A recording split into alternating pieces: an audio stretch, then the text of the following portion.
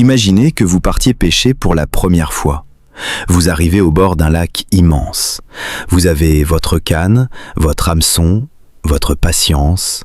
Vous lancez votre ligne et vous attendez. Mais une question cruciale se pose avant même de lancer. Êtes-vous au bon endroit ?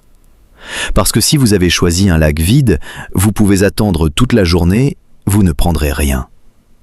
La finance fonctionne exactement de la même manière. Avant d'entrer dans le vif, si vous voulez ne plus jamais être perdu avec votre argent et recevoir chaque semaine une leçon concrète, pensez à vous abonner. Et dites-moi en commentaire, sur une échelle de 1 à 10, à quel point la finance vous semble-t-elle compliquée aujourd'hui ? Dans les minutes qui viennent, nous allons déconstruire ensemble ce que j'appelle la règle du premier poisson en finance. Une règle que les plus grands investisseurs de l'histoire ont utilisée pour bâtir des fortunes et que la plupart des débutants ignorent totalement. Nous verrons pourquoi 90% des investisseurs particuliers perdent de l'argent, comment Charlie Munger et Warren Buffett appliquent cette règle au quotidien et surtout comment vous pouvez l'utiliser dès aujourd'hui pour protéger et faire croître votre capital. Premier mouvement, la métaphore du pêcheur. D'où vient cette règle ? Charlie Munger, le vice-président légendaire de Berkshire Hathaway et le bras droit de Warren Buffett pendant plus de 50 ans, avait une façon très simple d'expliquer l'investissement. Il disait « Il y a une règle de la pêche qui est une très bonne règle. La première règle de la pêche est « pêchez là où il y a des poissons ». Et la deuxième règle est « n'oubliez pas la première ». C'est aussi simple que cela. Si vous voulez attraper un poisson, ne passez pas votre journée dans un endroit où il n'y en a pas. Allez là où il se trouve. En finance, c'est exactement la même chose. Charlie Munger est décédé en 2023 à l'âge de 99 ans. Il avait bâti une fortune personnelle de 2,6 milliards de dollars. Pas en prenant des risques insensés, pas en cherchant la martingale, en appliquant des règles simples avec une discipline implacable. Et cette règle du premier poisson, il l'a répétée des centaines de fois lors des assemblées annuelles de Berkshire Hathaway. Un ami m'a dit un jour 2 règles de la pêche, racontait Munger en 2017.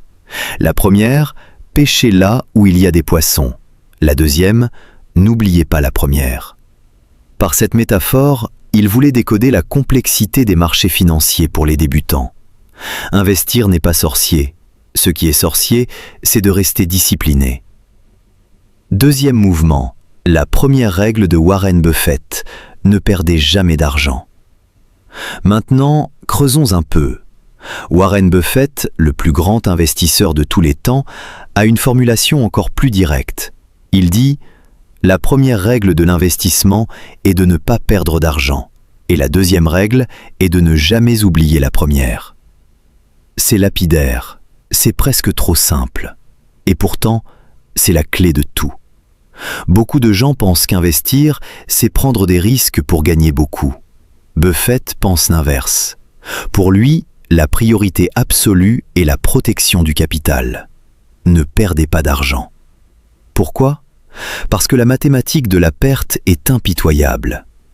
Imaginons que vous ayez 100 €. Vous perdez 50%, il vous reste 50 €. Pour revenir à 100 €, vous devez maintenant réaliser un gain de 100%.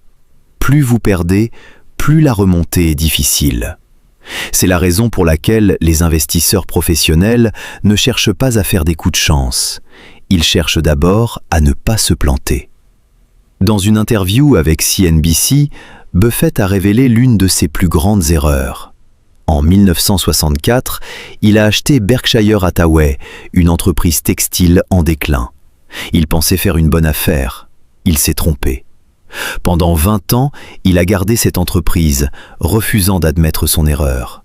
Il a qualifié cette décision de bourde de 200 milliards de dollars. Même le plus grand investisseur du monde a perdu de l'argent. La différence, c'est qu'il a appris. Il a appliqué sa propre règle avec une rigueur croissante.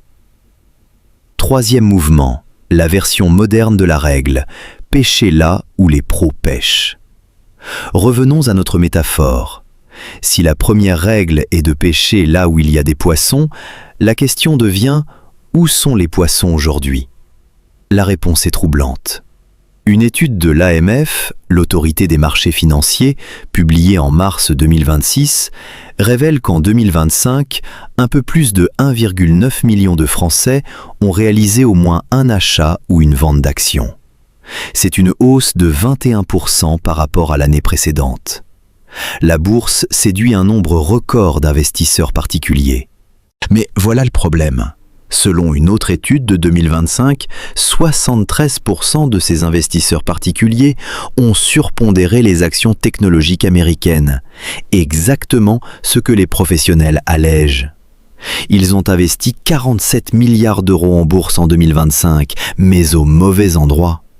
Les pros vendaient ce que les particuliers achetaient. C'est ce qu'on appelle l'effet de décalage. Les poissons étaient ailleurs, mais les pêcheurs amateurs ont insisté là où il n'y avait plus rien. Pire encore, une étude BlackRock réalisée par Opinionway en septembre 2025 montre que 44% des Français reconnaissent avoir pris des décisions d'investissement sous l'effet des émotions.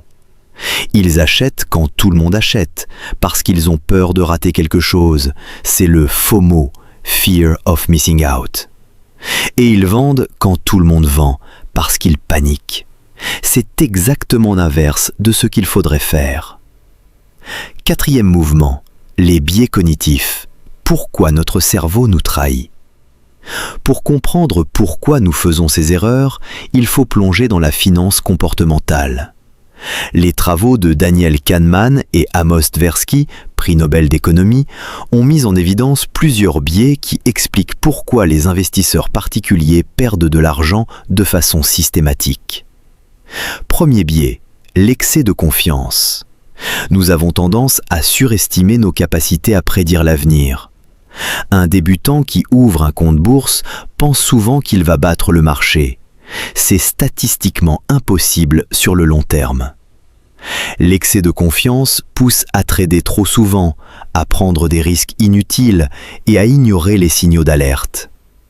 Deuxième biais, l'aversion aux pertes. Kahneman et Tversky ont démontré que la douleur de perdre 100 € est psychologiquement 2 fois plus intense que le plaisir de gagner 100 €. Cette asymétrie nous pousse à conserver trop longtemps les mauvais investissements, parce que vendre, c'est admettre une perte, et à vendre trop vite les bons investissements, parce que prendre un petit gain nous rassure. Troisième biais, le biais de confirmation. Nous ne cherchons que les informations qui confirment nos opinions préexistantes. Si vous êtes convaincu qu'une action va monter, vous allez lire avidement les analyses positives et ignorer les mises en garde. C'est une forme d'aveuglement volontaire. La règle du premier poisson, c'est justement l'antidote à ces biais. Elle nous oblige à sortir de notre ego. Elle nous force à regarder objectivement où se trouvent réellement les opportunités, pas où nous aimerions qu'elles soient. Cinquième mouvement, la règle d'Ésope et la valeur temps de l'argent. Warren Buffett a une autre façon d'expliquer la même idée, en remontant encore plus loin dans le temps. Lors de l'Assemblée générale de Berkshire Hathaway en l'an 2000, il a cité Ésope, le fabuliste grec du VIe siècle avant Jésus-Christ. « Un oiseau dans la main vaut 2 dans le buisson », disait Ésope. Pour Buffett, c'est le premier manuel d'investissement de l'histoire. Mais Buffett ajoute que cette maxime est incomplète. Pour prendre une décision d'investissement rationnelle, vous devez répondre à 3 questions. Première question, combien d'oiseaux y a-t-il dans le buisson ? C'est l'estimation de la valeur future. Deuxième question, quand vont-ils sortir ? C'est l'horizon temporel. Troisième question, quel est le taux d'intérêt ? C'est le coût d'opportunité. Si le taux d'intérêt est de 5% et que vous allez récupérer 2 oiseaux dans 5 ans, alors 2 oiseaux dans le buisson valent mieux qu'1 oiseau dans la main. Parce que les mathématiques vous disent que votre argent va croître à environ 14% par an. Mais si le taux d'intérêt est de 20%, alors vous refusez l'échange. Parce que vous pouvez faire mieux en gardant votre oiseau et en le plaçant. C'est tout ce qu'est l'investissement, résume Buffett. C'est comparer ce que vous avez aujourd'hui avec ce que vous pourriez avoir demain. C'est la règle du premier poisson revisitée par la finance moderne. 6e mouvement, comment appliquer cette règle concrètement? Passons maintenant à la pratique. Comment appliquer la règle du premier poisson dans votre vie quotidienne? Première application. Avant d'investir, assurez-vous que vous pêchez au bon endroit. Cela signifie, faites vos recherches. Ne suivez pas un conseil d'un influenceur sur les réseaux sociaux. Ne vous fiez pas à une intuition. Regardez les données. Une étude de Vanguard de 2025 montre que les investisseurs qui se contentent d'un ETF monde diversifié surperforment 80% des investisseurs actifs sur une période de 15 ans. Pourquoi? Parce qu'ils pêchent là où il y a des poissons, c'est-à-dire dans l'ensemble du marché, plutôt que de chercher le poisson rare. Deuxième application, ne mettez jamais tous vos œufs dans le même panier. La diversification n'est pas une option, c'est une nécessité. Les données de 2025 montrent que 70 à 80% des portefeuilles des investisseurs particuliers sont concentrés sur les actions. C'est dangereux. Un portefeuille équilibré comprend des actions, des obligations, de l'or et de l'immobilier via des SCPI. La diversification, c'est l'équivalent moderne de pêcher dans plusieurs lacs à la fois. Si un lac est vide, les autres peuvent encore vous nourrir. Troisième application, fixez des règles et tenez-vous-y. La règle du premier poisson, c'est avant tout une règle de discipline. Décidez à l'avance à quel moment vous allez vendre un investissement, qu'il monte ou qu'il baisse. Par exemple, je vends si l'action baisse de 20% et je vends si elle monte de 50%. Cela vous protège à la fois contre les pertes excessives et contre l'excès de confiance. C'est ce qu'on appelle un plan de sortie. Sans plan, vous êtes à la merci de vos émotions. 7e mouvement, la marge de sécurité, le coussin du pêcheur. Warren Buffett a un autre concept clé qui complète parfaitement notre règle, la marge de sécurité. Il a écrit dans une lettre aux actionnaires dès 1992 « Nous insistons sur une marge de sécurité dans notre prix d'achat. Si nous calculons la valeur d'une action comme étant seulement légèrement supérieure à son prix, cela ne nous intéresse pas. » En clair, n'achetez pas un actif à sa juste valeur. Attendez qu'il soit nettement en dessous. Comme un pêcheur qui ne se contente pas d'un petit poisson famélique, mais qui attend le gros. Benjamin Graham, le mentor de Buffett, disait qu'une marge de sécurité, c'est comme un pont capable de supporter 30 tonnes pour un camion de 10 tonnes. Si le camion pèse 10 tonnes, vous ne voulez pas d'un pont qui supporte 11 tonnes. Vous voulez un pont qui supporte 30 tonnes. C'est la même chose en investissement. Ne prenez pas de risques inutiles. Achetez avec une marge de confort. La marge de sécurité, c'est la bouée de sauvetage du pêcheur. 8e mouvement, les erreurs classiques à éviter. Maintenant que vous connaissez la règle, voici les erreurs à ne pas commettre. Première erreur, confondre spéculation et investissement. La spéculation, c'est essayer de prédire les mouvements à court terme. L'investissement, c'est acheter une part d'une entreprise pour participer à sa croissance sur le long terme. Les statistiques de 2025 montrent que les investisseurs particuliers qui tradent activement perdent en moyenne 3% par an par rapport à ceux qui restent passifs. Deuxième erreur, croire que les performances passées garantissent les performances futures. Un actif qui a grimpé de 100% en un an n'est pas forcément un bon investissement. Au contraire, il est peut-être devenu surévalué.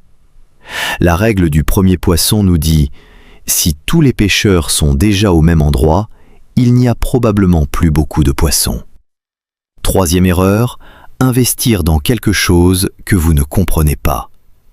Si vous ne savez pas comment une entreprise gagne de l'argent, n'y mettez pas votre argent.